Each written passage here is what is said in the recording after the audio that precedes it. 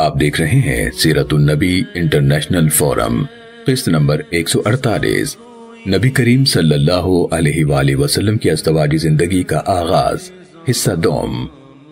مزید آگے بڑھنے سے پہلے سیرت انٹرنیشنل فورم کے چینل کو سبسکرائب کر لیجئے اور بیل کے بٹن کو دبا دیجئے تاکہ آپ کو آنے والی ہماری ہر نئی ویڈیو کی بر وقت اطلاع مل سکے۔ سیدہ خدیجہ رضی اللہ تعالیٰ عنہ سے حضور اکرم صلی اللہ علیہ وآلہ وسلم کے نکاح کا واقعہ معتبر کتب سیرت و تاریخ کے حوالے سے ہم بیان کر چکے ہیں۔ وہاں یہ وضاحت سے بتا دیا گیا ہے کہ حضرت خدیجہ رضی اللہ تعالیٰ عنہ کے چچا عمرو بن اسد نے ان کی طرف سے وکالت کا فریضہ انجام دیا، کیونکہ ان کے والد خویلد حرب فجار سے بھی پہلے وفات پا چکے تھے۔ لیکن ابن اسحاق رحمۃ اللہ علیہ کے حوالے سے ایک روایت بیان کی جاتی ہے کہ وہ زندہ تھے۔ نکاح کی تقریب سے پہلے انہیں شراب پلا دی گئی، وہ مدہوش ہو گئے۔ اس حالت میں ان سے نکاح کی اجازت لی گئی۔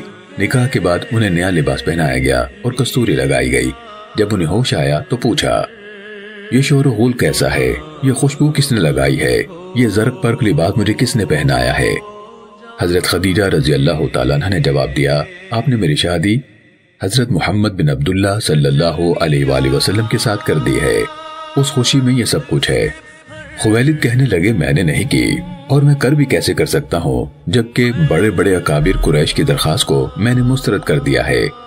امام ابن جریر طبری رحمۃ اللہ علیہ روایت نقل کرنے کے بعد لکھتے ہیں، امام واقدی رحمۃ اللہ علیہ نے کہا ہے کہ یہ روایت غلط ہے۔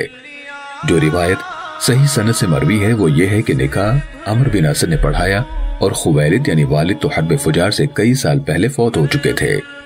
اس صحیح روایت کی امام طبری رحمۃ اللہ علیہ نے متعدد صحیح سندیں تحریر کی ہیں۔ نمبر 1، بواسطہ محمد بن جبیر بن مطعم۔ نمبر 2، بواسطہ ام المومنین عائشہ صدیقہ رضی اللہ تعالیٰ عنہ۔ اور نمبر 3، بواسطہ ابن عباس رضوان اللہ علیہم، یہی مروی ہے۔ حضرت خدیجہ رضی اللہ تعالیٰ عنہ کے چچا عمرو بن اسد نے ان کا نکاح اللہ کے رسول صلی اللہ علیہ وسلم کے ساتھ کیا۔ حضرت خدیجہ رضی اللہ تعالیٰ عنہ کے والد حرب فجار سے پہلے ہی وفات پا چکے تھے۔ اس صحیح روایت کے علاوہ درایت بھی ابن اسحاق رحمۃ اللہ علیہ کی اس روایت کی تصدیق نہیں کرتی۔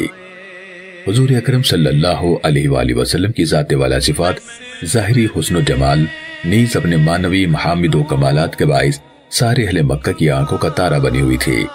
جس گلی سے گزر جاتے دیدہ و دل ان کے قدموں میں از خود بچھتے چلے جاتے۔ ان کی امانت و صداقت کی صفات سے اپنے اور بیگانے اتنے متاثر تھے کہ سب آپ صلی اللہ علیہ وآلہ وسلم کو الامین اور الصادق کے لقب سے پکارا کرتے۔ کسی بڑے سے بڑے رئیس کو بھی اگر حضور صلی اللہ علیہ وآلہ وسلم اپنے داماد ہونے کے شرف سے مشرف فرماتے تو وہ اس کو اپنے لیے بہت بڑا اعزاز تصور کرتا۔ خویلد اگر زندہ ہوتے تو وہ خوشی سے پھولے نہ سماتے۔ نیز یہ تقریب نکاح لوگوں کی نظروں سے چھپ کر کسی گوشہ تنہائی میں انعقاد پذیر نہیں ہوئی تھی۔ یہ تو ایک عام محفل تھی۔ بنو ہاشم کے سردار عبد المطلب کے سارے فرزند اور حضور صلی اللہ علیہ وآلہ وسلم کے سارے چچا اس میں شریک تھے۔ ان کے علاوہ خاندان قریش کے سارے قابل ذکر افراد مدعو تھے۔ ان کی غیرت یہ کب گوارا کر سکتی تھی کہ ایک ایسی بیوہ سے اپنے عدیم المثال بھتیجے کا عقد کریں جس کا باپ رضامند نہ ہو، اور پھر اس کے لیے ایک ایسی نازیبہ حرکت کریں جو اس جاہلی معاشرے میں بھی بنظر استحسان نہ دیکھی جاتی تھی۔ خود حضرت خدیجہ رضی اللہ تعالیٰ عنہ جیسی عفت مآب اور عصمت شیار خاتون جو اس فسق و فجور کے دور میں الطاہرہ کے لقب سے مشہور تھی، اپنے لیے اس طرز عمل کو کیوں کر پسند کر سکتی تھے؟ دوسرے لوگوں کے لیے یہ خیال کر بھی لیا جائے کہ کسی منفعت کے پیش نظر انہوں نے بفرض محال اس قباحت کو گوارا کر لیا، تو حضور پاک باز صلی اللہ علیہ وآلہ وسلم کے کردار کی رفعت، خلق کی پاکیزگی اور طینت کی ارجمندی کے لیے یہ صورتحال کیوں کر قابل قبول ہو سکتی تھی؟ اس لیے ہم شرح صدر سے یہ کہہ سکتے ہیں کہ ابن اسحاق رحمۃ اللہ علیہ کی یہ روایت عقل و نقل، درایت و روایت کسی معیار پر پورا نہیں اترتی۔ عصر حاضر کے معینات محقق امام محمد ابو زہرہ رحمۃ اللہ علیہ رقم تراز ہیں، یعنی ابن اسحاق رحمۃ اللہ علیہ کی یہ روایت جس میں یہ مذکور ہے کہ حضرت خدیجہ رضی اللہ تعالیٰ عنہ کا نکاح ان کے والد خویلد نے پڑھایا، صحیح نہیں ہے، کیونکہ خویلد حرب فجار سے پہلے ہی فوت ہو چکے تھے۔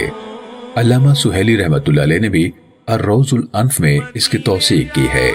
علامہ ابن کثیر رحمۃ اللہ علیہ نے السیرۃ النبویہ میں تصریح کر دی ہے کہ خود ابن اسحاق رحمۃ اللہ علیہ نے بھی اپنے اس قول سے رجوع کر لیا۔ علامہ ابن کثیر رحمۃ اللہ علیہ نے پہلے علامہ سہیلی رحمت اللہ علیہ کے قول کی تائید کی ہے، پھر لکھا ہے۔ علامہ ابن اسحاق رحمت اللہ علیہ نے اپنی سیرت کے آخر میں تصریح کی ہے کہ حضرت خدیجہ رضی اللہ تعالیٰ عنہ کے بھائی عمرو نے آپ رضی اللہ تعالیٰ عنہ کا نکاح پڑھایا، واللہ عالم۔ اس طیبہ و طاہرہ رفیق حیات کی آمد سے سرور عالم صلی اللہ علیہ وآلہ وسلم کی حیات طیبہ میں ایک خوش آئند اور مسرت آئی انقلاب رونما ہوا۔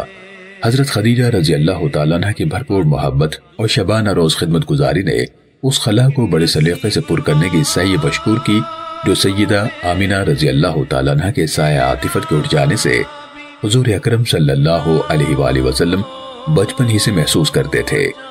قبیلہ قریش کی اس معزز، دانشمند اور دور اندیش خاتون کو عبد المطلب کے جوان سال اور جوان بخت پودے کے فضائل و شمائل نے ایسا گرویدہ کر دیا تھا کہ انہوں نے اپنا دل، اپنی جان اور اپنا مال و متاع سب کچھ ان کے قدموں پر نثار کر دیا، اور اس سودے پر وہ صرف خوشی نہ تھی بلکہ نازا تھی اور شکر گزار تھی کہ اس پیکر جمال و کمال نے انہیں اپنی چاکری میں قبول فرمایا ہے۔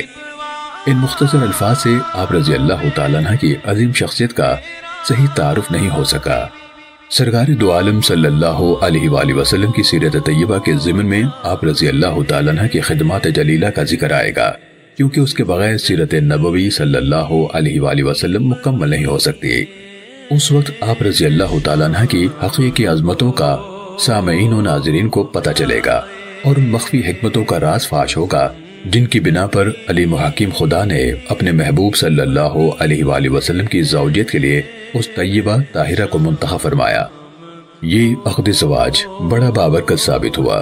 حضرت خدیجہ رضی اللہ تعالیٰ عنہ طاہرہ کے بطن طاہر سے حضور صلی اللہ علیہ وسلم کے بیٹے حضرت قاسم، جن کی وجہ سے حضور صلی اللہ علیہ وسلم کی کنیت ابو القاسم ہوئی، اور حضرت عبداللہ جو طیب اور طاہر کے لقب سے ملقب تھے تولد ہوئے۔ دونوں صاحبزادے بچپن میں انتقال فرما گئے۔ تیسرے صاحبزادے حضرت ابراہیم تھے جو حضرت ماریہ قبطیہ رضی اللہ تعالیٰ عنہ کے بطن سے پیدا ہوئے، وہ بھی عالم شیرخوارگی میں وفات پا گئے۔ حضور سرور عالم صلی اللہ علیہ وآلہ وسلم کے چاروں صاحبزادیاں سیدہ رقیہ، سیدہ زینب، سیدہ ام کلثوم اور سیدۃ نساء العالمین فاطمۃ البتول الزہرا رضوان اللہ تعالی علیہن اجمعین کی ولادت باسعادت بھی آپ کی شکم سے ہوئی۔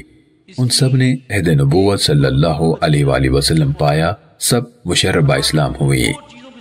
محترم سامعین و ناظرین کرام، قرآن مجید فرقان حمید میں اللہ رب العالمین ختم نبوت کے بارے میں ارشاد فرماتا ہے، جس پر سیرت النبی انٹرنیشنل فورم اور تمام مسلمانوں کا پختہ یقین ہے۔